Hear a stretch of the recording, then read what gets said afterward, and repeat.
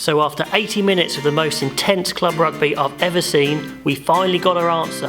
The best team in Europe is Saracens.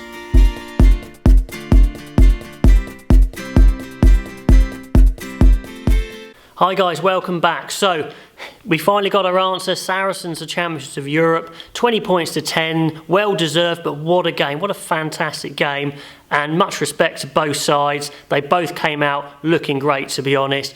Obviously Leinster will be scratching their heads a little bit and trying to work out where it went wrong, and Saracens will be celebrating. But let's have a look ourselves. Where was that match won? So to start with, as expected, both defences were fantastic. Okay, so looking at the first half, both teams were looking good for me. Saracens were kicking and chasing as I thought they would, but they weren't overly doing it. To be fair, I was quite happy seeing them playing with ball in hand, a bit more than I thought they would. Leinster, unsurprisingly, were attacking quite a lot more, keeping the ball in hand quite a lot more. And Saracens' power phases were looking good. So straight away, we saw that Saracens' big ball carriers were going to be getting over the gain line. Even though Leinster tackled really well, and they did tackle well, you could still get over the gain line with the Saracens' big ball carriers, but they were mucking up the final execution, or Leinster were coming up with good turnovers, and in that beginning 20 minutes, Saracens were, without points. They hadn't come away with anything after some decent periods of possession. And when Leinster attacked, well, the difference was those individual quick feet I was talking about in the preview. The likes of Ringrose and Lama were beating the first men with quick feet, getting beyond the gain line. That was getting their momentum for a lot of it. And then that series of drives for Leinster's try was classic Leinster. Almost unstoppable, good momentum. Then Furlong got the final drive over the line, great body position, and it was looking good. They'd got an early penalty anyway, so it was 3-0, then it was 10-0, and Saracens weren't on the board at all, even though they had some decent pressure, and Leinster were looking quite clinical, and that was looking really, really good for Leinster. At that point, I was thinking, this is going to be a tough day for Saracens to come back, even though they do come back in games, we know that, but still, against a team like Leinster, I was starting to think, well, this might not happen. Then something amazing happens. We have the momentum shift in the match. Basically, it's a couple of massive hits from Saracens. They've had some big hits in the first half, but not as big as in the second half. And then we have Lazowski and then Cruz making a couple of monster hits, winning a penalty. Farrell converts the penalty 10-3, and that's looking like, okay, at least they've got something out of the half. And Leinster have the ball, and they've got a few options here. There's only like 30 seconds on the clock. They could play safe, run the clock down with some slow pick and go phases, loads of support, kick the ball out. Nice and safe, 10-3 at half time against a team like Saracens would be the sensible, safe option. A slightly less safe option, but still pretty plausible. If they wanted to get a few more points, then kick long, put the pressure on in defence, try and nick a penalty and maybe get another penalty, 13-3 at half time. But Leinster don't really do that. They back themselves. A bit like, say, a club like Exeter, they often turn down the easy option for the hard option because they back their ability. However, it did not pay off this time in a massive way. They put up a short box kick to try and chase and regather. They would have only about regathered on halfway, so again, was it really worth it? But anyway, Saracens reclaim. They were great in the air all day. They then, be a bit sly. They trap a Leinster player into a ruck. And to be fair, the Leinster player's in the way, but he's not being allowed to get out of the way. Saracens get a penalty. Farrell, to his credit, has a fantastic touch kick up the line for a line out, and then a series of fantastic phases for Saracens.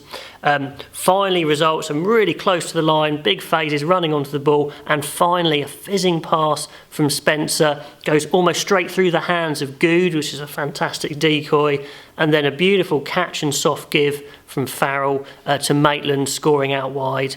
And to rub salt into the wounds, Farrell converts from out wide. 10-0, what a turnaround. Absolutely crazy. From 10-3 or 10-0 at half time to 10-0, all of a sudden Leinster are like, we've let that one go. But still, it's 10-0, it's half time, everything is in the balance. So in the second half, it's 10-0, it's finally balanced, and Leinster actually come out with I think their best attacking phase of the game. They get right in behind Saracens, and the speed of their ruck ball is unbelievably fast in their first attack. And I think, oh wow, they're going to push away again, it's going to happen again, and Saracens are going to have to come back again. But there are a couple of individual fantastic defensive plays from Saracens on their line throughout that second half, actually. Liam Williams did an amazing tackle, stop a pass, up on his feet and then jackal. Unbelievable. Billy Vunipola whacks the ball up and catches it to intercept and stop another attack. So there's a couple of individual pieces of excellence in defence for Saracens that really could have made all the difference as well.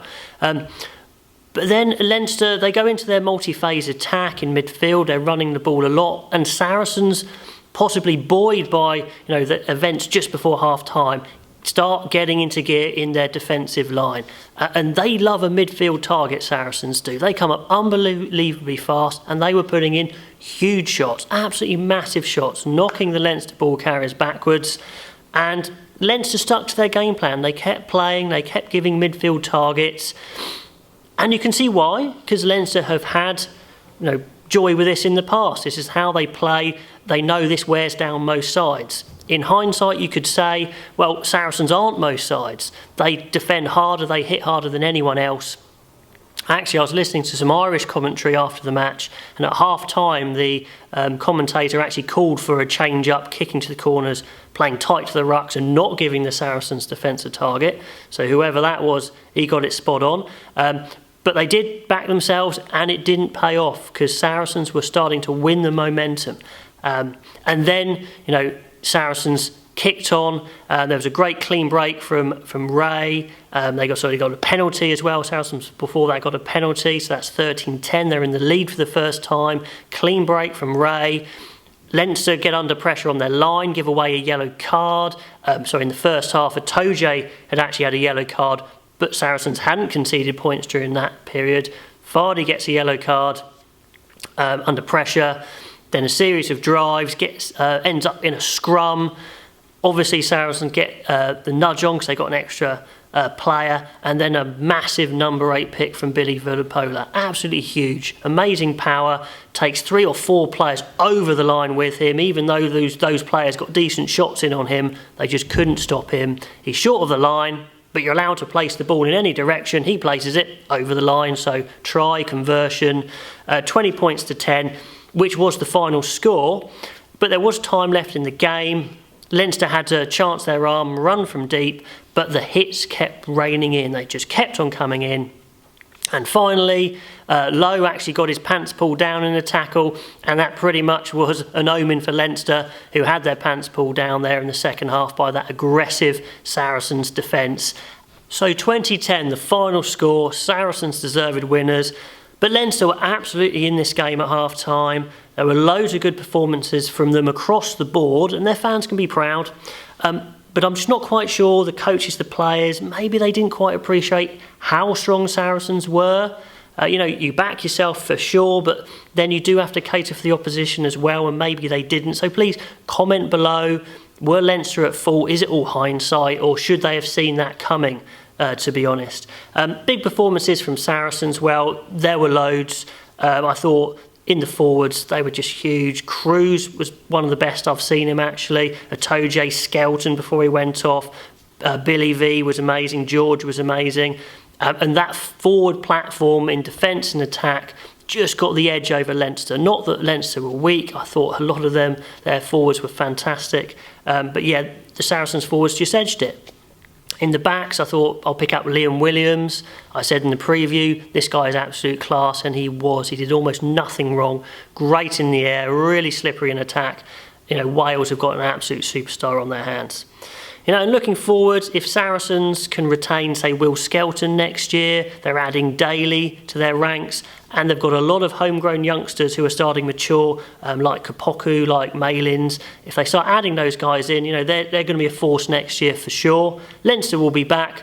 They've got far too many good players not to be, but it's another bit of a kick for Leinster there.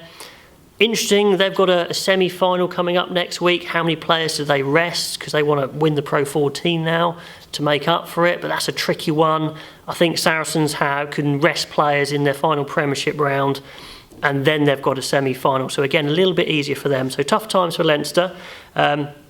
But yeah, the best club game I've seen in ages. Absolutely awesome. Love the intensity. Saracens are champions, but chuck your comments below. Where do you think the game was won and lost? Who were the best players for you? Did Leinster muck up, or were Saracens just too good? Anyway, hopefully I'll be back soon with a few more videos. I'm going to be looking to review the Premiership final, hopefully the Pro 14 final, and then we're going into World Cup build-up. Anyway, until then, I will see you later.